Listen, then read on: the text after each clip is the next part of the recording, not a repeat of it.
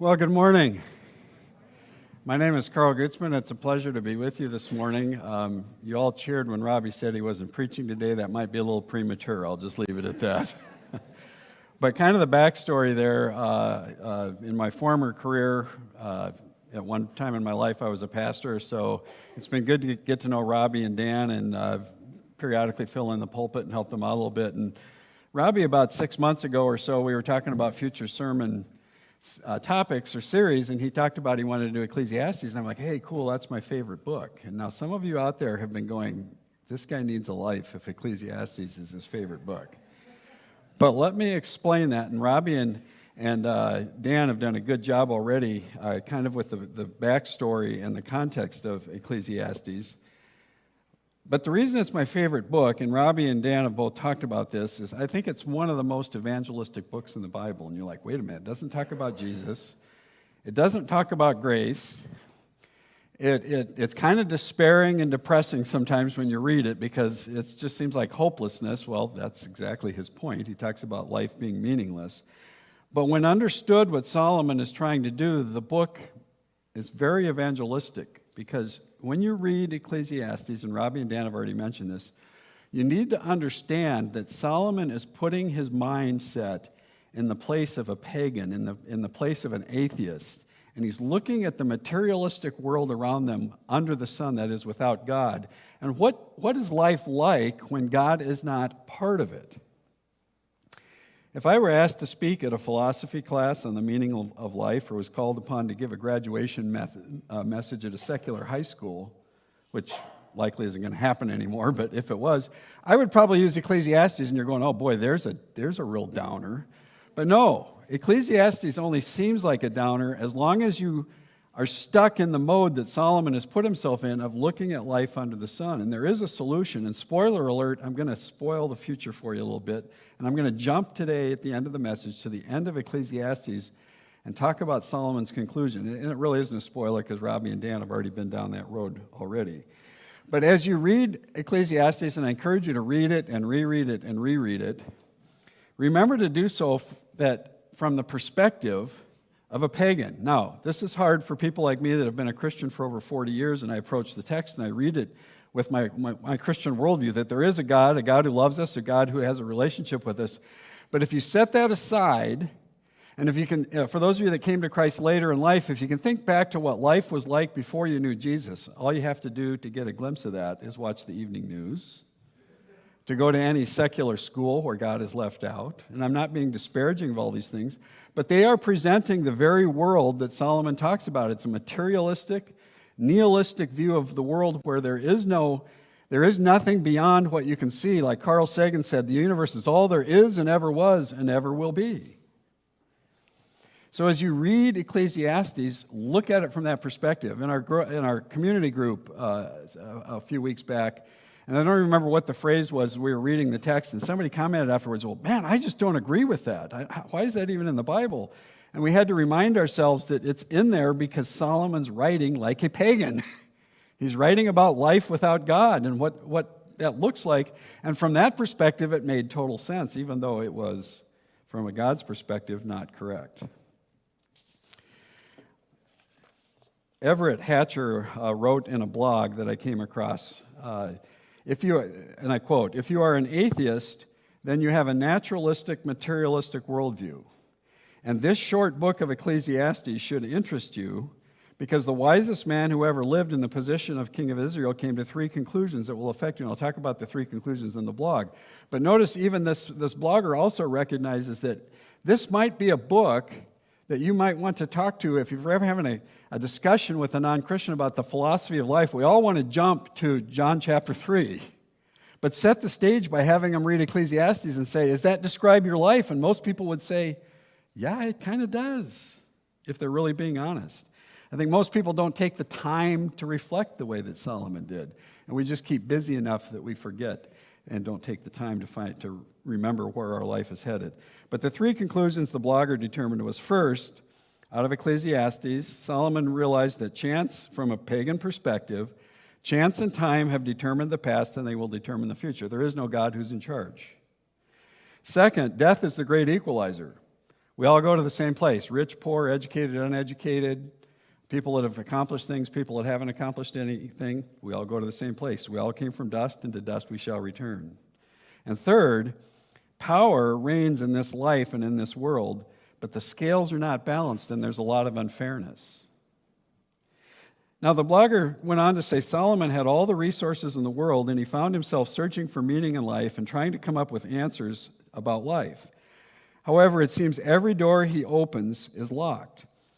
Today, people try to find satisfaction in the same things: learning, liquor, sex, luxuries, laughter, labor, money, and that is exactly what Solomon tried to do. But none of these things were able to, and he quotes Blaise Pascal, or she quotes, I don't know if ever it's a he or a she. It's probably a he, right? I don't know this blogger. So Everett quotes Blaise Pascal, who says there's a God-sized vacuum in his heart. It's what Solomon calls eternity in our heart. God has created eternity in our heart, and we'll see that in one of the texts today. And you have to, as you read through his Ecclesiastes, as I mentioned, you have to wait till the last chapter, reading through pages and pages of what can seem like depression and despair, when you come to the conclusion that Solomon does, and that's that we need to look above the sun, not just under the sun. Look not just at the world, but the creator of the world to find an answer. Now, the reason I came across this blog, and I realized today that I think I talked about this song in my last sermon, because somehow we touched on Ecclesiastes. For those of you that are young, you probably don't remember a very popular group in the 70s called Kansas. How many people even recognize? No, okay. For those of you that are under 40 and you want to stream and you have a streaming app, look up the song "Dust in the Wind." I'm not going to play it, but go listen to it. It was written by Kerry Livgren, who is a member of the band Kansas. And the blogger goes on and he writes, in 1978, I heard the song "Dust in the Wind" by Kansas when it rose to number 6 in the charts. That song told me that Kerry Livgren, the writer of the song and a member of the band, had come to the same conclusion that Solomon had. And interestingly enough, if you read Kerry Livgren's testimony, he says that exact thing. He was on a tour bus. He had everything. He had all the money, all the women, all the cars, everything he could possibly want. His life was empty, and one of the backup bands was a Christian and told him to read Ecclesiastes, and he wrote "Dust in the Wind." That's my sidebar. Get back to the blogger. A member of Kansas had come to the same conclusion that Solomon had. I remember mentioning to my friends at church that we may soon see some members of the band Kansas become Christians because their search for the meaning of life had obviously come up empty, even though they had risen from being an unknown band. The last unknown place they played, incidentally, was at a roller rink in Rapid City. A friend of mine was at that concert, or at that event, and he says, I think it's the last time they ever played a roller rink, because they hit the chart after that. But they came to the same conclusion Solomon did, that life isn't built around wealth, and it's a dead end. Livgren himself wrote in the song "Dust in the Wind," and again, if you want to listen to it, you can go to your streaming apps. Not now, do it later. It's a nihilistic song about how empty life is, and he's describing life under the sun because he wrote it after he read Ecclesiastes. And he writes this: all we do crumbles to the ground, though we refuse to see. Dust in the wind. All we are is dust in the wind. Don't hang on. Nothing lasts forever but the earth and sky. It slips away. And here's the point I'm going to make for today's text about wealth. All your money won't another minute buy. What a profound statement. The British humanist H.J. Blackham said this: on humanist assumptions, life leads to nothing, and every pretense that it does not lead to nothing is deceit. If there is a bridge over a gorge which spans only half the distance and ends in midair, and if the bridge is crowded with human beings pressing on, one after the other, they're going to fall into the abyss. The bridge leads nowhere, and those who are pressing forward to cross it are going nowhere, even though they don't know it. It does not matter where they think they are going, what preparations for the journey they have made, how much they have, or even how much they've been enjoying it along the way. It leads to futility.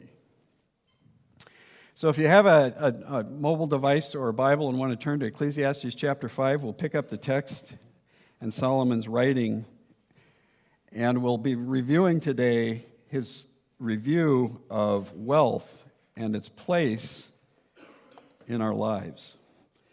Ecclesiastes chapter 5, beginning in verse 8.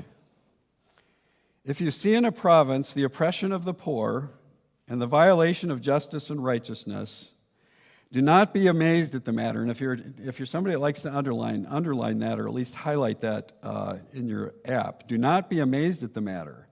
For the high official is watched by a higher, and there are yet higher ones over them. But this is gain for land in every way, a king committed to cultivated fields. Solomon writes about one of the first failings of wealth, one of the first deceptions of wealth, and that is a desire for wealth becomes a corrupting influence or element in society. He talks about government officials that are corrupt. Now, I'm not going to get political, but isn't it interesting that through history, it just seems like politics leads to corruption? I'm fascinated. Maybe they're just better money managers than I am, but how can somebody live and work their entire life on a government salary and end up a multimillionaire, in some case billionaires? Maybe they just do financial peace better than I do. I don't know. But they're all taking a piece of it. Now, why is this so? And it's true not just in politics. Now, government, it says, is good, because you notice the last phrase that Solomon said there is that this is a gain for land in every way, a king committed to cultivated fields. A king that's truly serving, a government that's truly serving the people is a blessing to the people and will help bring prosperity. But as he mentions so often, there's a corruption that comes in, and for whatever reason, these officials. Now, why is that happening? Why is it that all these institutions, and we could say it happens in the church too, the church is touched by corruption. It doesn't matter what, I'm going to use the word human institution it is, government, church, education, economy, whatever it is touched by this same problem. One of the things to keep in mind is that Ecclesiastes is describing a life that's like my old 1952 Chevrolet. And you're going, wow, that's a stretch. All right, my first car was a 1952 Chevrolet, beautiful two-door deluxe fastback, big hulking piece of Detroit metal. I got the thing from my brother who got it from my grandpa, and so I inherited it when it was about 22 years old. And you know, people that say cars aren't built as well as they used to be, I realized the other day my van is almost the same age as that car was, and my Honda Odyssey is running much better. Sorry for the Toyota dealer in the midst. Yeah. So I used to drive this thing to school. Now, when I was in high school, I was the nerd because I had a 52 Chevy, and everybody laughed at it. When I got it to college, everybody wanted to buy it because it was so cool. I mean, that's just the difference between high school and college, right? But I used to drive this thing to school, which just drove my dad crazy because I lived a block from school. So I'd get out, start the car, drive to school. One day I went out, and the car started, but it ran really, really poorly. I mean, it just ran badly. It ran, but it ran badly. So after work, my dad said, well, you got to take this down to Junior Iverson, who was an old mechanic in town down at one of the dealers, because he knows these old cars real well. And we took it into him, and he opens up the hood, and he looks at it. Oh, by the way, in those days, you could open your hoods, or somebody else could open your hood because you didn't do it from inside the car. And I'll leave it at that, okay, because this is part of the story. And he looks at it, and he goes, firing order, 52 Chevy straight 6. And he rattles off a string of numbers, and he looks down, and he goes, 2 of your spark plugs are reversed. So he reverses the wire, start the car, it runs perfect. Somebody in the middle of the night, probably one of my friends, I never did find out who, but it was somebody who knew which 2 wires to switch that it would at least run, but it would run badly. And I looked at it, and my friends looked at it all day and couldn't figure out what was wrong with it. But when we took it to somebody, a master mechanic who really knew the car, he was able to fix it right away and make it run right. Now our lives are like this. How? God has created our world and our lives to run a certain way. The Creator knows the best way for it to run. Sin has corrupted all that. It's like our spark plug wires have been... Oh, yes, we still live. We still work, but we don't work very well. And all the institutions we create are touched by this sin. The world around us is touched by this same corruption. And so looking at life under the sun, as Solomon is doing, leaving God out of the picture and leaving the Maker out of the picture and the Creator and His opinion on how life is to operate, Life seems confusing, and life seems broken, because it is. But we don't know why when God is left out of the picture. So government and all human institutions can be corrupted by wealth. A second shortcoming of wealth that Solomon points out. Ecclesiastes chapter 10 to verse 12. He who loves money will not be satisfied with money, nor he who loves wealth with his income. This also is vanity. When goods increase, they increase who eat them.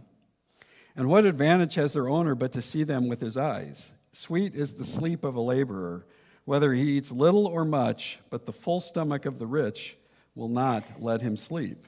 So the second deception of wealth under the sun is that the pursuit of wealth as a foundation for life is in the end a futile quest.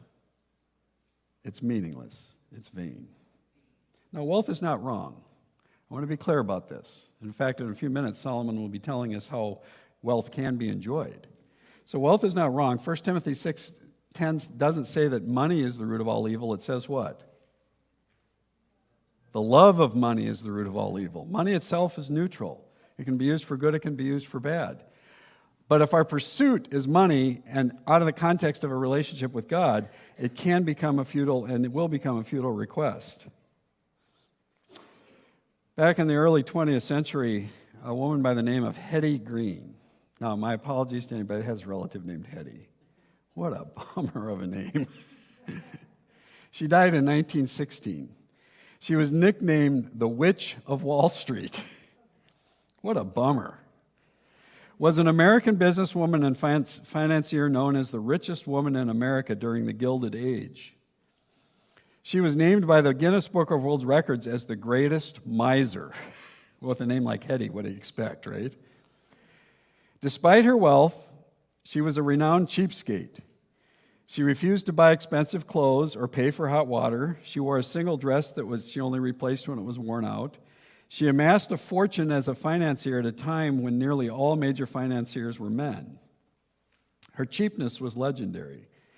She had one old black dress, and her undergarments, that as I mentioned, she changed only after they had worn out. She did not wash her hands, and she rode in an old carriage. She ate mostly pies that she bought day old for 15 cents.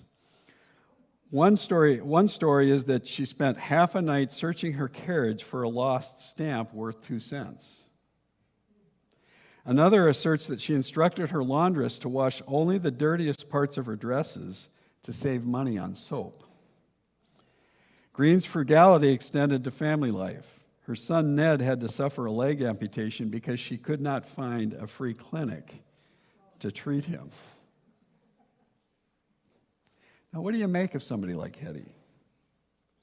It's somebody whose life was built on the pursuit of wealth, but never once enjoyed it, and in fact became, if I can use the word, a crotchety old curmudgeon. My stepmother, Eileen, has a son, so that would be, actually it was a son-in-law, so I don't know, I'm not much into family trees. That would be a step-brother by marriage. Is that right to me? He was a very successful business person, had a cabinet-making business, was doing very well, and Eileen told me the story one time about he was home for a visit, and he was talking about all his plans to expand his business and to make money and to do this, and he'd finally be happy if his business became this. And Eileen, being a good, old, pious Lutheran woman who had a lot of wisdom, for the wisdom of Solomon, said, "Jay, how much money do you have to make to be happy?" And he went quiet. That was the end of the conversation, until the next time he visited several months later. She said he came in and he said, "Mom, I've been thinking about what you said. How much money does it take to be happy? And I've decided no amount of money can make you happy." And he was well on his way, perhaps, to finding an answer. That's the story that Solomon is telling us in Ecclesiastes. We've all heard of lottery winners who regret it. Lisa Rowan, in an article entitled, "Can Winning the Lottery Ever Make You Happy?" wrote, "You've heard of lottery winners who regret it. How can that possibly be?" She writes, "The guy who won $16.2 million but later declared he was happier when he was broke. The $315 million Powerball winner who later wished he had torn his ticket up. The woman who got $6 million after splitting winnings with coworkers and said people she loved were turning into vampires trying to suck the life out of me. But still, when the jackpot rolls over, we get in line for a ticket, even though we know it won't fix our problems or make us happy. We are convinced deep down that more money would help. Now, I have to admit, I've been caught up in this. Oh, I'd be different. If I made the amount of money Carrie Livgren made, if I won a Powerball ticket of $600 million, I know it would be different for me, right? How many of you have had that kind of thought? I won't ask for a show of hands. We've all been there and done that. Chuck Swindoll one time said that humans are the only animal that when it figures out it's running down the wrong road and won't lead to where it wants to go, instead of changing direction or going back to the fork in the road and changing direction, just runs faster down that road, hoping that somehow we'll get there. And money is a deception like that. If we think that we just need to make a little bit more to be happy, we're running down a road that will never lead to happiness. Marcus Persson invented the online video game Minecraft. I'm just old enough, I have no idea what that means. I kind of know the concept of what it means. He sold the game to Microsoft for $2.5 billion. Now, certainly that's enough to be happy. In his online posts and some articles, you can look him up, supposedly living the dream, he has a 23,000 square foot house in Beverly Hills. Now, for context, we have a 4-bedroom, 2-bathroom house, ranch house, that's about 2,100 square feet. His house is 10 times the size of mine. It cost him $70 million. He's able to buy and do whatever he wants, but he says in his tweets it isn't satisfying.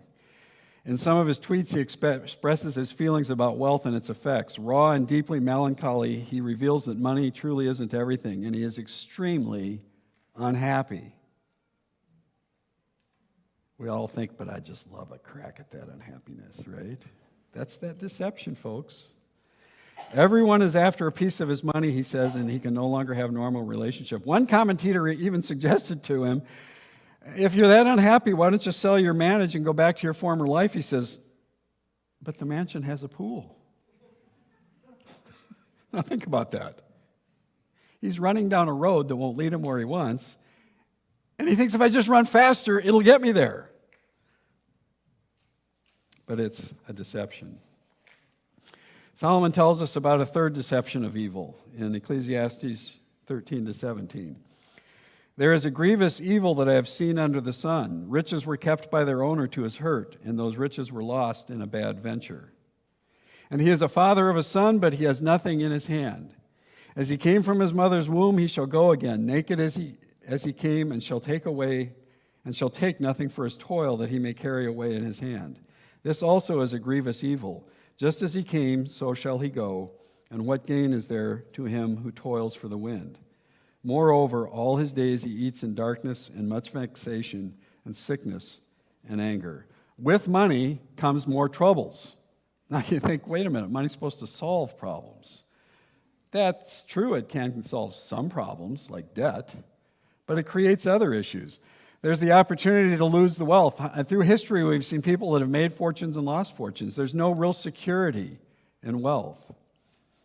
Wealth can just as easily be lost as it is made through bad investments or maybe even through no fault of your own, events beyond our control. You know, I've been thinking about life in Ukraine lately. A year ago, these people were living their lives probably very similar to what you and I were living, and now the Russians are occupying their homes, destroying their houses, and killing their family members.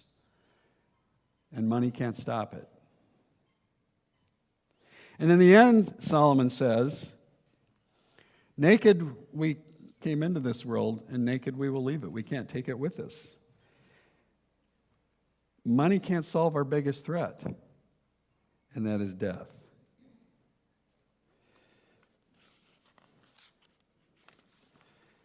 So what is the solution?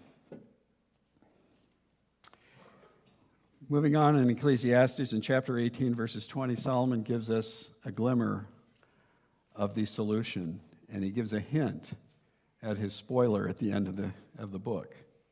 Behold, what I have seen to be good and fitting is to eat and drink and find enjoyment in all the toil with which one toils under the sun the few days of his life that God has given him, for this is his lot. Solomon says it is a good thing to be wealthy and to enjoy the wealth. But then he says this, everyone also to whom God has given wealth and possessions and power to enjoy them and to accept his lot and rejoice in his life, this is a gift from God. If you're prone to underlining, underline that phrase because it's a key phrase. It's part of the answer. It's part of the solution in Ecclesiastes. The ability not just to have wealth, but to have it and enjoy it is a gift from God. And Solomon ends this section with, for he will not much remember the days of his life because God keeps him occupied with joy in his heart. So Solomon comes to the conclusion that the enjoyment of wealth only comes from God as a gift to those who seek him. Money is not wrong. Having wealth is not wrong. It's just a dead-end road in and of itself in terms of contentment, happiness, and security. I retired a month tomorrow, 4 weeks tomorrow was my last day at work. Retirement, yeah, it's a strange feeling. I've already had the experience of calling the office to find out my insurance and some questions about my insurance and was bothered by the fact that nobody was answering the phone. I thought, well, maybe it's the lunch hour. Maybe they're short-handed today, so I called after lunch and I still get an answer, and then I realized it was Saturday. I tell you, it's only been 4 weeks. Been keeping busy. But one of the things that retirement has brought is a certain amount of reflection, especially as I was preparing to retire, because you think about my life. What have I accomplished? What have I done? I'm at the tail end of my life. I'm not like a college student that's just looking forward to what does the future hold, right? And this message is very relevant to you just as it is to me. I can tell you this. The first half I had 2 careers. The first half of my career, I was a pastor. We didn't get paid much. We had diddly. We would I remember with my wife sitting in a hardware store debating for about a half hour whether to buy a $2 screwdriver. That's how tight our budget was. Thank God for financial peace because it got us through it. But we were happy. We didn't have anything. We had enough to eat. We had a home. We were able to do some things, but we weren't wealthy by any standards. Second half of my life, I had a job with the state, which didn't make me wealthy, but I was a little better off, and we're not used to having enough money to actually do things like take a vacation. We've had to kind of reprogram our thinking. But as I realized that we aren't any happier, because as I look back at 4 decades of life and career, has brought it meaning? And I can tell you it's this. When I was about 21 years of age, 4 decades ago, I gave my life to Christ, and throughout those 4 decades, it's knowing I'm in a relationship with my Creator, that there's I can't explain it every other way. There's a supernatural gift from the Holy Spirit that gives you a contentment that you can't explain in human terms. It's not something that you're going to hear about on the evening news. It's not something you're going to hear about in your classes. It's not something you're going to hear about at a seminar that's a secular seminar. It's a supernatural gift from God that allows you to enjoy it. And why? Because at the age of 21, this old Chevy had its wires rewired so it was running the way God wanted it to run. So Solomon's conclusion is that wealth has no power to bring lasting contentment. Take a look at Isaiah 55, verses 2 and 3. This is a key verse because it's in the context of the coming of Messiah and what Messiah brings. And then it's quoted by Jesus to the woman at the well who's seeking answers to her sinful life and what brings security and contentment in life. And in Isaiah 55, and I'm going to start reading in verse 1. The prophet says, "Come, everyone who thirsts, come to the waters." And it's actually Jesus talking. It's Messiah talking. You just have to kind of know that from the verse. These are the words of the coming Messiah that's promised. "Come, everyone who thirsts, come to the waters. And he who has no money, come buy and eat. Come, buy wine and milk without money and without price. Why do you spend your money for that which is not bread?" And this is key, "and your labor for that which does not satisfy. Listen diligently to me and eat what is good and delight yourselves in the rich food." And in John chapter 4, the woman at the well, the sinful woman at the well, Jesus talked about the need for you to get living water, which is Jesus, and that will satisfy.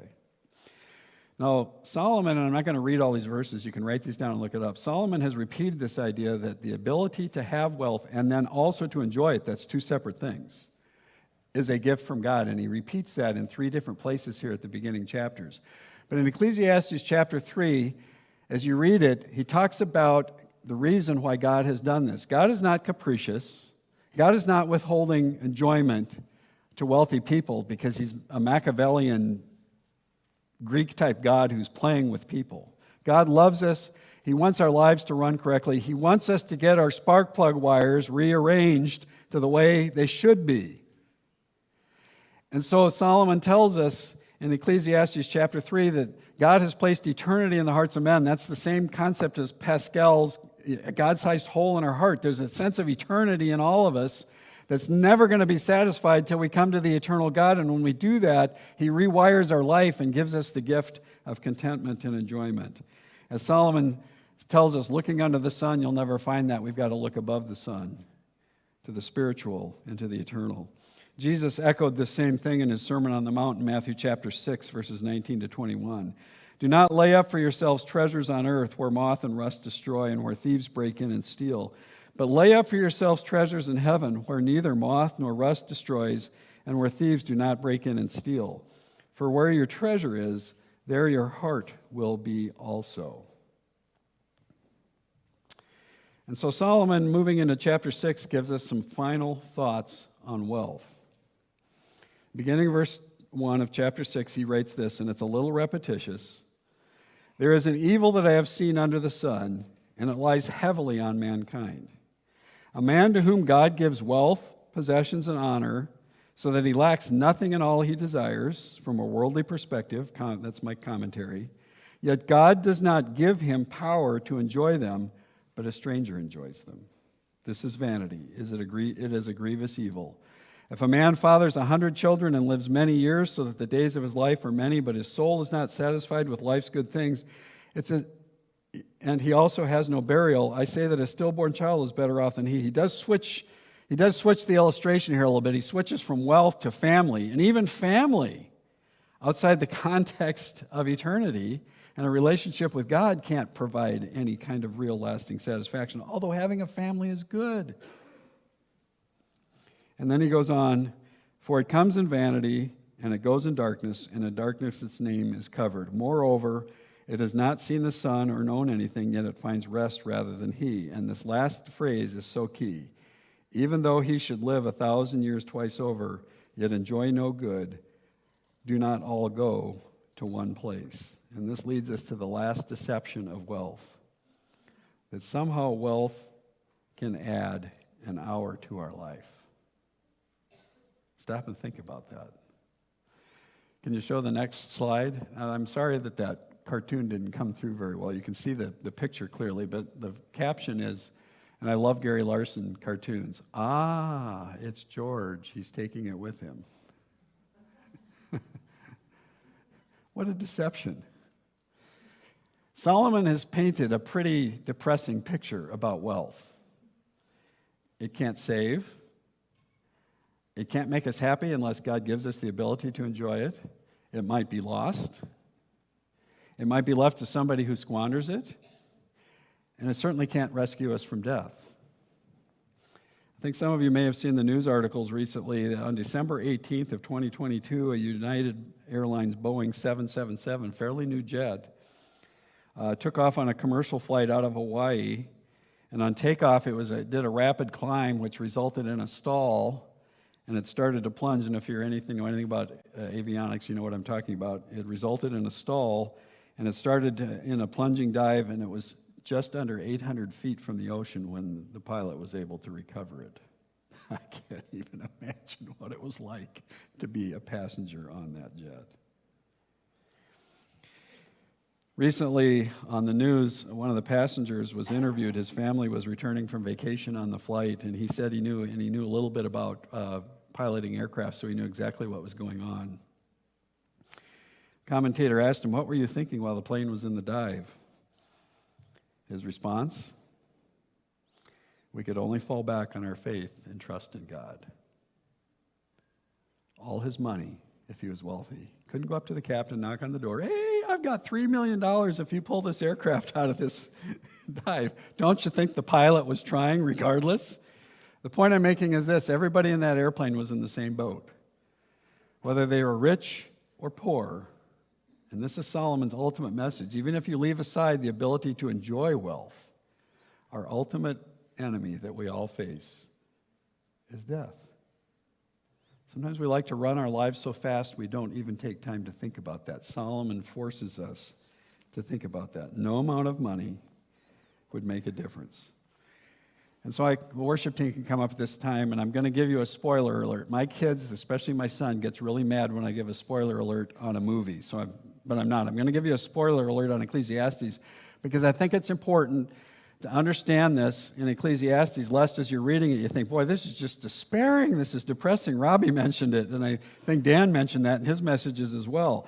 This is what Solomon concludes, and this is what gives it all meaning and puts the pieces all together. As he evaluates everything in life that could possibly be accomplished in a materialistic human world around us, the last few verses say this in Ecclesiastes 12, verse 12. The end of the matter has been heard. Fear God and keep his commands, for this is the whole duty. You might say the word purpose works there too. This is the whole purpose of man. Robbie, I think it was you or Dan. Robbie, I think you quoted the Westminster Catechism, which said the purpose of man is to enjoy life, enjoy God forever. That's exactly what Solomon came to the conclusion. Now, Solomon is not telling us fear in the sense of afraid, and Robbie dealt with this a few weeks ago, so I won't go into a lot of detail. But the fear of the Lord isn't afraid like I'm afraid of him. The fear of the Lord is a sense of respect, a deep, abiding respect that God is God and I'm not. And Psalm 25, verse 14 says, the friendship of the Lord is for those who fear him. When we come into a relationship with God and understand who God is, that he made us, he made this world, he understands how our Chevy should be wired, and we allow him through Jesus Christ to come into our life and by his grace and mercy rewire our life so it runs the way God intended it to run. This is not just the owner's manual, it's the manufacturer's opinion about how life should run. When we allow God to take his word and reshape our lives, he gives us a gift in return, and that's the ability to enjoy money or to enjoy accomplishment or enjoy education, whatever it might be. And Solomon, in the coming weeks, as we're going to see, and it's going to get repetitious, we've talked about that, but Robbie and Dan will be talking about that. All the different things we could pursue only have meaning in the context of relationship with God. Jesus said this in his Sermon on the Mount. Therefore I tell you, do not be anxious about your life and what you will eat or what you drink, nor about your body what you will put on. Is not life more than food and the body more than clothing? There's more to this world than the material world around us that we see. Look at the birds of the air. They neither sow nor reap nor gather into barns, and yet your heavenly Father feeds them. Are you not of more value than they? And which of you by being anxious can add a single hour to his span of life? And why are you anxious about clothing? Consider the lilies of the field, how they grow. They neither toil nor spin. Yet I tell you, even Solomon in all his glory was not arrayed like one of these. But if God so clothes the grass of the field, which today is alive and tomorrow is thrown into the oven, will he not much more clothe you of little faith? Therefore, do not be anxious, saying, what shall we eat, or what shall we drink, or what shall we wear? For the Gentiles seek after all these things, and our heavenly Father knows that you need them all. But seek first his kingdom of God, the kingdom of God and his righteousness, and all these things will be added to you. My final thoughts for you today, to conclude and wrap this up. If you're just starting out your life, there's a lot of college students here. I'm sure you're looking at your career and going out and what is to come and what's my future going to be like. All I can tell you is this: it's okay to make money, it's okay to have accomplishments, it's okay to get an education, but if you think that's going to make you happy apart from a relationship with Christ, you're in for a shock. Because I can tell you after 4 decades looking back, I got a house load of junk that someday's going to be in a landfill at the Civic Council, or my kids are going to have to figure out what to do with it. And did I enjoy it? Yes, because I had a relationship with God, but in eternity, it doesn't matter. Seek first his kingdom and his righteousness, and the rest, that is the satisfaction and eternal life, will be given to you. So this: wealth as an end in itself will lead to frustration. Wealth, seen as a gift from God to be enjoyed in a context of a relationship with him, brings complete joy and satisfaction.